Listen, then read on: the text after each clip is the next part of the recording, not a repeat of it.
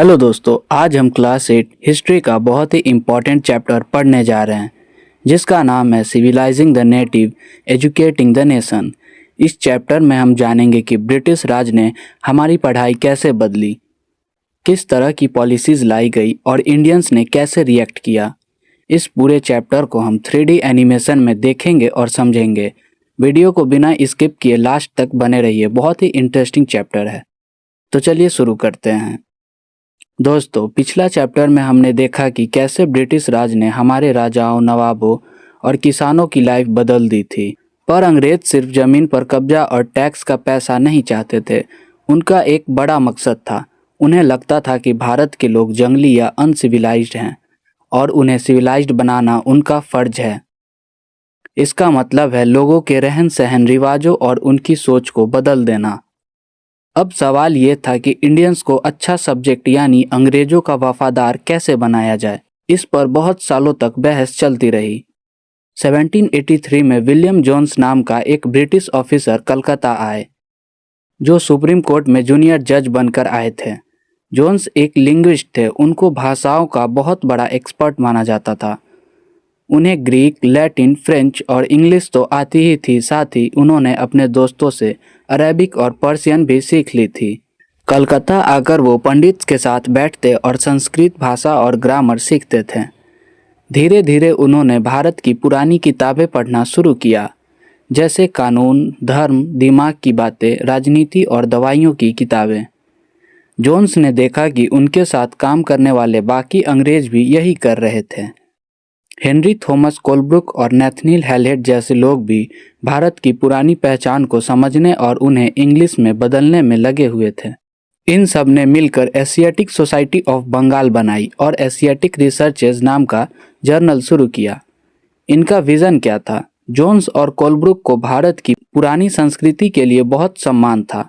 उन्हें लगता था कि पुराने जमाने में भारत बहुत महान था, पर बाद में गिरावट आ गई। उनका मानना था कि अगर भारत को चलाना है तो उनके पवित्र और कानून वाली किताबों को दोबारा ढूंढना होगा। इन किताबों से ही हिंदू और मुस्लिम के असली आइडियाज़ और कानून का पता चल सकता है। इससे ब्रिटिशर्स भारत के रक्षक भी बन जाएंगे और उनके स्वामी भी। इसी सोच की वजह से कंपनी ने कहा कि हमें वेस्टर्न लर्निंग के बजाय इंडियन लर्निंग को बढ़ावा देना चाहिए। उन्होंने कहा कि ऐसे स्कूल्स बनाए जाए जहां संस्कृत और पर्शियन पढ़ाई जाए। उनका मानना था कि लोगों का दिल जीतने के लिए उन्हें वही पढ़ाना चाहिए जो वो पहले से जानते हैं।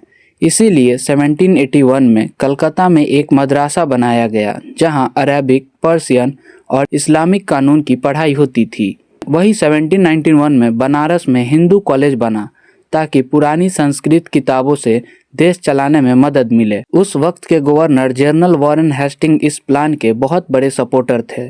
उन्हें लगता था कि भारत का पुराना ज्ञान ही ब्रिटिश रूल का बेस होना चाहिए।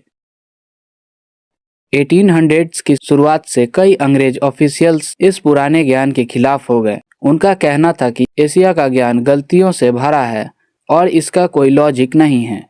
उन्हें लगता था कि हमारी किताबें बहुत हल्की और मजाकिया हैं। जेम्स मिल ने तो खुलकर बोला कि हमें इंडियंस को खुश करने के लिए नहीं पढ़ाना चाहिए। एजुकेशन ऐसा होना चाहिए जो काम की हो और प्रैक्टिकल हो।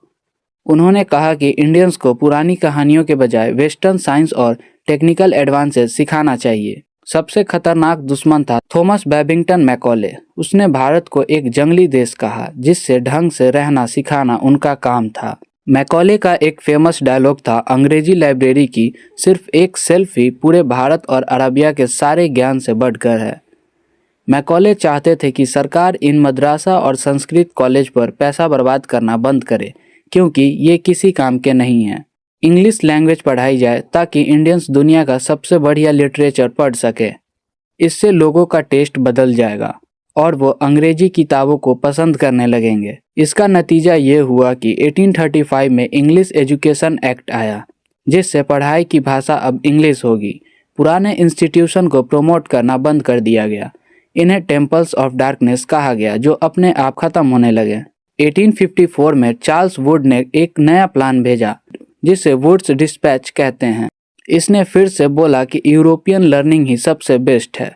इसके पीछे दो बड़े फायदे बताए गए। पैसा और व्यापार। इंडियंस को ट्रेड के फायदे समझ आएंगे। जब वो इंग्लिश तरीके से रहेंगे तो वो इंग्लैंड में बनी चीजें खरीदना शुरू करेंगे। वुड का मानना था कि इंग्लिश एजुकेशन से इंडियंस सच्चे और ईमानदार बनेंगे। इससे कंपनी को ऐसा नौकर मिलेंगे जिन पर वो आंख बंद करके भरोसा कर सके। इसके बाद 1857 में कलकत्ता, मद्रास और बॉम्बे में यूनिवर्सिटीज बनाई गई। अब देखते हैं क्रिश्चियन मिशनरीज का रोल। मिशनरीज मतलब धर्म प्रचारक चाहते थे कि लोगों का कैरेक्टर सुधारे और ये सिर्फ क्रिश्चियन एजुकेशन से हो सकता है। शुरुआत में कंपनी इनके खिलाफ थी क्योंकि उन्हें डर था कि लोग भड़क जाएंगे। इसलिए इन लोगों ने सेरमपुर में अपना मिशन शुरू किया। वहां विलियम कैरी ने 1800 में प्रिंटिंग प्रेस और 1818 में कॉलेज बनाया। 1830s में विलियम एडम नाम का एक आदमी ने बंगाल और बिहार के गांव का सर्वे किया। उसने देखा कि वहां 1 लाख से ज्यादा पाठशालाएं थी जहां 20 लाख से ज्यादा बच्चे पढ़ते थे। यह सिस्टम बहुत ढीला और मजेदार था। ना कोई पक्की फीस थी, ना किताबें, ना कोई अलग मकान।